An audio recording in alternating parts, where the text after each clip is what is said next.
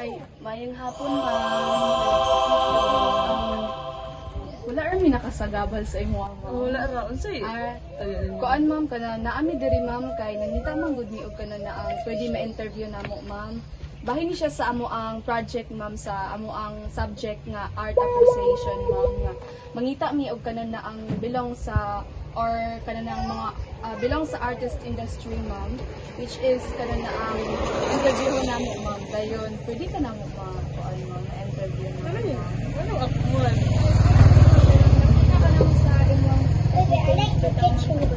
Ito bitong time nga nag-acquaintance bitaw ni ma'am. Kaya nagpa-makeup ang mong first ni ma'am. Okay. Okay, sige. Okay ra, ma'am? Okay ra. Thank you kaayo, ma'am.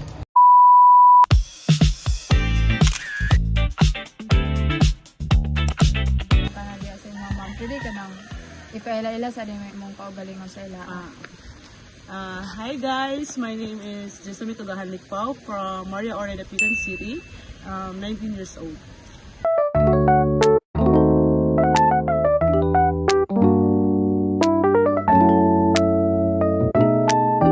Ako ang unang pangutana diya sa inyo, ma'am. Kaya sa kag-good as a makeup artist?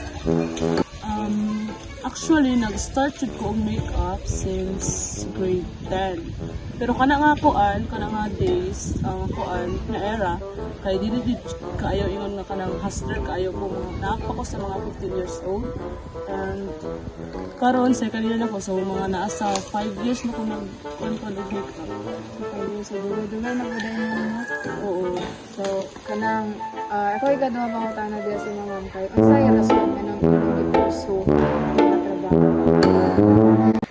Actually, kanang katumagod nga time kay apil-apil ko og mga dance contest din. Murag nakuan ko mga kanang murag kapoy man siya nga kanang sige ko pa make up din. Moto nga murag nakahiligan na lang nako siya sige nga mag-practice sa lain taon para need na ko kuan competition. Ako na lang mismo mag-make up sa akong galingon. Wala ako nag-start.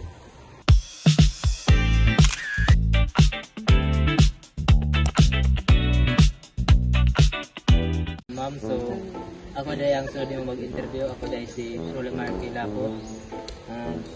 Ang unang pangutana is, kung sa'y bihira as a makeup?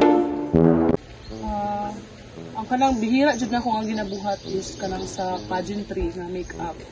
Kay dili pa kaayo ko kanang mag-handler ba. Kay mahadlok mo kay syempre kuan ba kayo na ang makeup ana kanang pakak kaayo.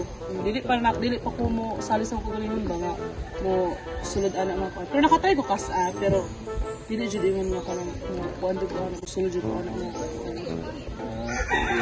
Kadua na akong pangutana is, kung sa'y mong gibasa sa mga buhat?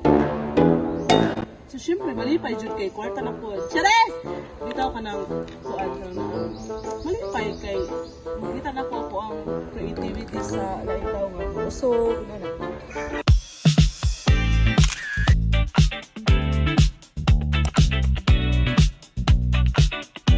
Afternoon, ma'am. So, ako di ang next mag-interview sa iyo. So, ako di si Jack de Librados. Ang pangutana mo, ma'am, kay sino na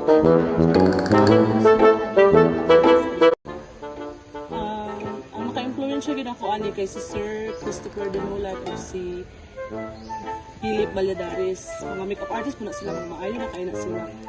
Kato nga time, kay nakoy gimik upan nato isa ka client, which is kaila sila ato. Then, gimik upan ako sila. Dili pa gud ko ingon nga kanang maayo kayo mo kuan ato, pero ni kuan sila nga nakakita sila og ako mo to gipost sa Facebook. So, ako ang kuan ato is wala na jud unta kay practice lang gud. So, ningon man sila nga mupadayon daw kay naa daw kay potential. So, mo to nga murag na kuan pug ko, nalipay pug ko kay syempre mga makeup artist sila mga maayo na. So, mo to nga ako na lang yung kuan padayon. So, hindi po dahil kayo nung ay mga influensya ko di ay makeup artist po, dahil na influensya ka din. Akong kaduha nga pangutana, ma'am, kay Mga usually task nga akong ginabuhat jud is kanang mag-makeup sa mga occasions like dance, sa weddings, sa birthdays, and also sa mga photoshoot. So makita na ninyo sa ako ang kuan di ay sa ako ang accounts. Pangalan kay Jason ito gahamit pa. Makita niyo dito. Una ko wala dito. Okay, ma'am. So, og sa imo day sa acquaintance, so, ako day mga kabady na mga mga classmate kay. Hindi mo dito sa nagpa-make up, Nakakuan ma'am. po ko ato. Okay, thank you, ma'am. So, next na pod nga interview, mag-interview ni mo lahi na pod, ma'am.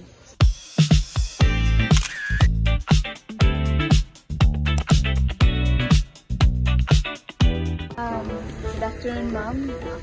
Ako dahil si Jamela Caenta and ako ang sunod na interview ni mo karon, ma'am. So, ang akong pangutanan ni mo, ma'am, is kung saan pinaka-happy na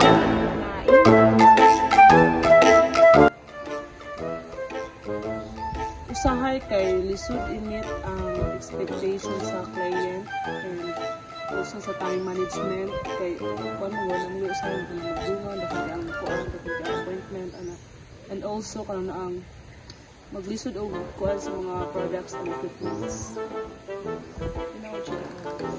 And sunod, ma'am, is yung sa mga pag-handle ng lisod na kliyente, high pressure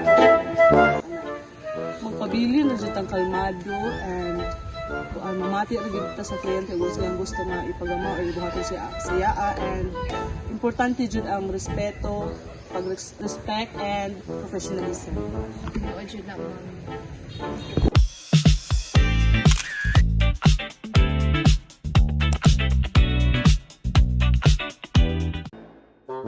May hapon, ma'am. Ako si Crisan de Castro. Ako po ang mag-interview ni mo karon. So, ang akong pangutana, ma'am, is naghatag ba ang imong profession nga maila ka sa laing-laing tao? Paunsa siya, ma'am? Oo, nakuha na ko ang profession ani naila ko ani kay pinaagi ra pud sa ako ang kliyente kay mo recommend sila sa ako and also sa ako ang kuan po sa ako ang Facebook makita mo dito ako mga post so muna maila ko nila.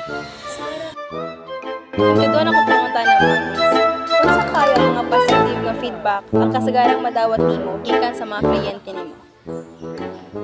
Actually kanang kuan ra pud ganahan ra pud sila nindot mubalik ra sila usog sa kuan then inan ay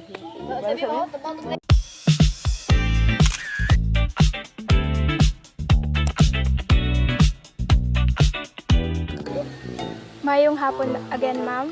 Ako dahil si Ellen Joyce Almanyabos. Ako ang sulod ni mga interview. So, first akong interview ni ma'am is kanang naunsan ni mo ma-describe ang makeup isip mo sa kaporma sa art.